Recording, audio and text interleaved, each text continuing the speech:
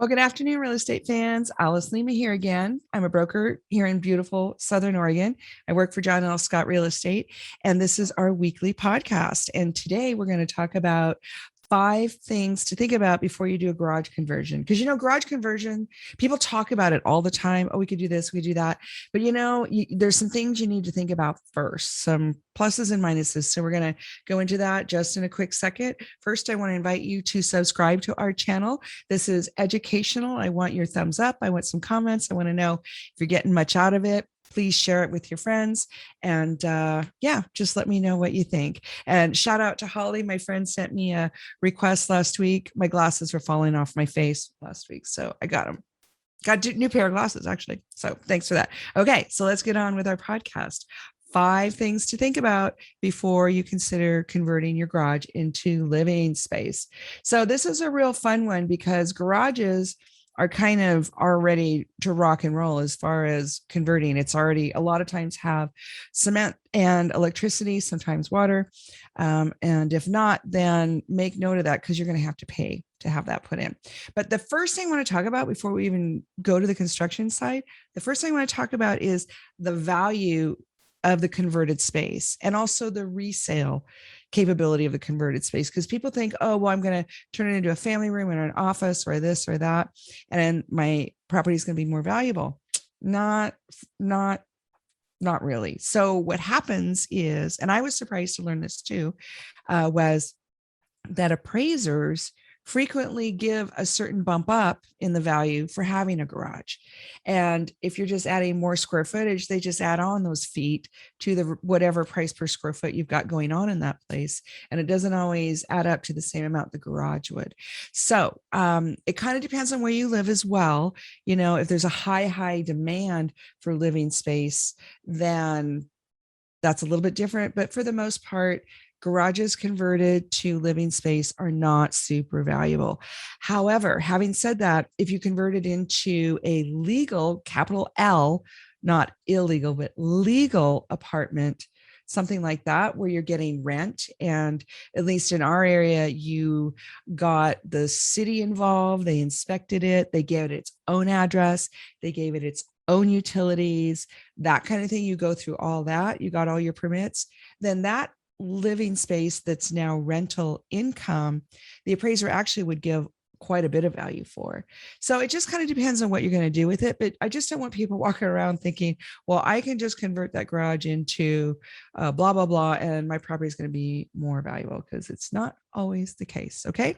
So value and resale, because the other thing is, if you're going to move, if you're going to sell your house in 3 to 5 years, maybe do the conversion so you can unconvert it and put the garage back. Then it would be a really swanky finished garage. You put the door back, something like that.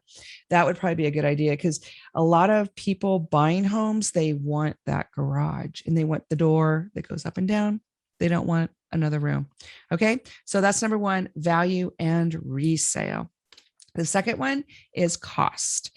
Now, cost can be, in my opinion, anywhere from just a few $100s, because you're just going to put a fake wall in front of the existing garage door. You're not going to do anything else, and you're just going to kind of use it as like a overflow room or office or something like that. Which, just a tangent, not all the municipalities want you using your garage space as an office without them being involved, because they have health and safety measures that they want you to follow. Okay. But we'll talk about that in a minute.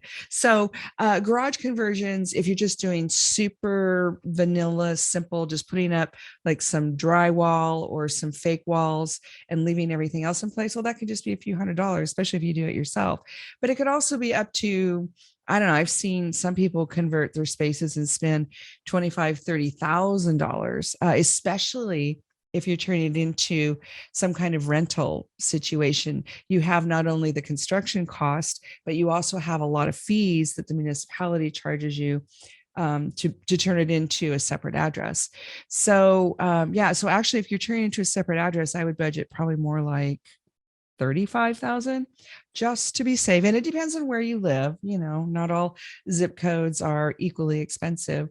And if you're just doing it For your own use, then maybe 8 to 10,000. That could give you like a little wet bar. It could give you flooring, extra insulation, um, maybe some kind of heating and cooling system. So yeah. So maybe budget somewhere between 5 and 35,000, depending on what you're going to do with it. And also, you're going to want some kind of locks and security and things like that. And it does, the cost go up fast. So make a good list, get a lot of bids, and just work that into your decision. So that's number 2 is cost. Number 3 is storage. So garages are like our catch-all place for a lot of us. We also put our cars there. Some people, some people use them instead of a storage locker. Like if you have tenants, this is kind of a thing landlords should be careful of, because if tenants are using the spaces as storage, you want to make sure you're going in there every so often, make sure they don't have flammables, make sure that there's space between the stuff and the wall and the door. But that's like, we should have another podcast on that, like how tenants actually use their space and what to be careful of. But storage in general is hard to come by. So if you're taking the storage use out of the garage, then how are you going to replace it? Usually, because you do have to replace it with something. So carports, if the cars are going to be outside, if you have any kind of weather, whether it's hot or cold, you want to try to protect the people and the vehicles from the elements. Then you also have tools and equipment and just, little project areas. So where is all that going to happen? So it's pretty easy to get like a little storage shed, and you can put that on a foundation, put that in the backyard. You wouldn't be able to put a car necessarily in that. Well, some people will get a bigger storage shed to do that, but we're talking more about like a little 10 by 10 or something. So you can put your tools and your project stuff in there. I've seen people finish those. I've seen them add electricity with a permit, please, with the city permit. So you can make those more comfy. I've even seen some people put in little tiny wall air conditioners and little tiny heaters. So it just depends on how long you're going to be out there, I guess. So figure out what you're going to do about storage, because you really do want to replace it. Another idea is some people have neighbors with lots and lots of storage. And I know this sounds kind of weird, but you could approach one of your neighbors and rent out their space, or maybe they let you use their space for free. So yeah, sometimes you'll see gates between two neighbors. Sometimes that's what that's for. But so you could either get public storage to replace yours. You could put something else on your property. You could hit up one of your neighbors, friends, or family. So that's number 3 is storage. Number 4, permits and taxes. So in Medford, they want to be involved. If you're taking that garage and going to use it as an office or a bedroom or a bonus room, they just want to make sure everybody's safe and healthy. So you definitely want to talk to your municipality, find out what the rules are, find out how many permits are involved, what is the time frame. If you're like Oregon and you're in a little bit more of a shutdown again, then all those timelines are extended. So, and also getting people to help you can take more time. So get all that information, the permits, the helpers, the taxes. So, and this is a kicker. If you increase the value of your property, then the taxes on your property will go up. And a lot of people don't realize that. So hit up your assessor's office and kind of talk to them in general, like what might your increase be. If they're able to tell you that, that would sure be nice to know. So you don't get like a really big tax bill when you weren't expecting it. Okay. So that's number 4, permits and taxes. And number 5, parking regulations and HOAs. So HOA is homeowner association. If you live in a subdivision that is gated or has rules or has a governing body, there's usually an HOA, a homeowners association involved. So if that's the case, I would go to them first. And actually, they might even have their rules online telling you what you can and can't do to your property, because you don't want to get all excited, or worse, go down and talk to the city or give a contractor money when you are living in a neighborhood where they don't let you do that. So find that out first. And then the parking regulations are, again, something that kind of sneaks up on us, because certain cities will require that you have a certain number of parking spots on your property. And I'm not saying they all do, but you want to find out what that is. Because if you're taking away parking and the city has a rule about that, or your area has a rule about that, you want to be able to go show them how you're going to replace that. Okay. And I'm a big rule follower. I don't recommend sneaking around and trying to do this on the down low. I just like people to be upfront. Go talk to your county, go talk to your city, find out what the rules are. And you'll also be, I think, pleasantly surprised that a lot of those people that work for the city and the county that you're in are there to help.